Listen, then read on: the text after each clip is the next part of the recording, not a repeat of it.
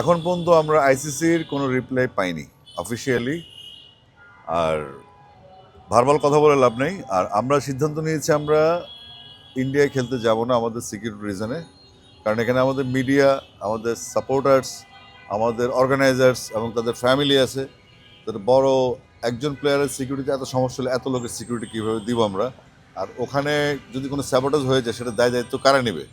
তো আমরা আমার দর্শক, মিডিয়া এবং আমাদের অর্গানাইজার প্লেয়ার্সদের তারপরে একটা চাপ থাকে যে আপনি সিকিউরিটি চিন্তায় প্লেয়াররা তো খেলবে ক্রিকেট, ওরা নিরাপত্তা নিয়ে ভাবলে খেলবে কীভাবে? তো সেটা আমাদের চিন্তায় রাখতে হবে মাথায়।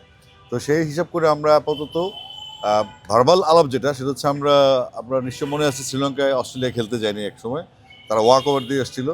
তো আমরা ওইরকম কোনো অপ্রীতিকর ব্যবস্থা চাচ্ছি না। আমরা চাচ্ছি যে আইসিসি একটা সলিউশনে আসুক এবং আমরা যেহেতু ভেন্যু শ্রীলঙ্কা এবং ইন্ডিয়া, আমরা তাহলে শ্রীলঙ্কায় ফেভার করতে চাচ্ছি আর কি। এখন এটা তো আমরা সিদ্ধান্ত দিয়ে দিয়েছি যে আমরা যাচ্ছি না। আর এখন আর ওই রাস্তাটা আসলে খোলা নেই, কারণ হচ্ছে আমরা যেটা হয়েছে আমাদের মুস্তাফিজ ইস্যুতে এবং পরবর্তী যেই আমাদের প্লেয়ারদের নিরাপত্তা যেগুলো বললাম এতক্ষণ, সেগুলোর ইস্যুতে আসলে আমরা এখন পর্যন্ত নেগেটিভই আছি ইন্ডিয়াতে খেলার জন্য। আর শ্রীলঙ্কা খেলার জন্য আমরা প্রস্তুত আছি। তো সেক্ষেত্রে যে উদ্ভূত পরিস্থিতি হবে যদি আমাদের ইন্ডিয়াতে খেলতে, তাহলে হয়তো আমরা ওয়াক ওভারের দিকে যাব। প্রথমত আমরা সুরক্ষা নিশ্চিত করতে যাচ্ছি আমাদের প্লেয়ারদের।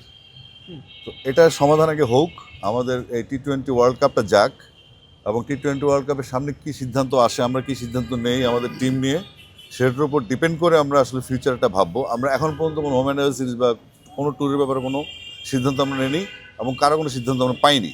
তো সুতরাং আমরা অপেক্ষা করছি আইসিসির ইমেলের জন্য, সেটার উপর আসলে অনেক কিছু নির্ভর করবে।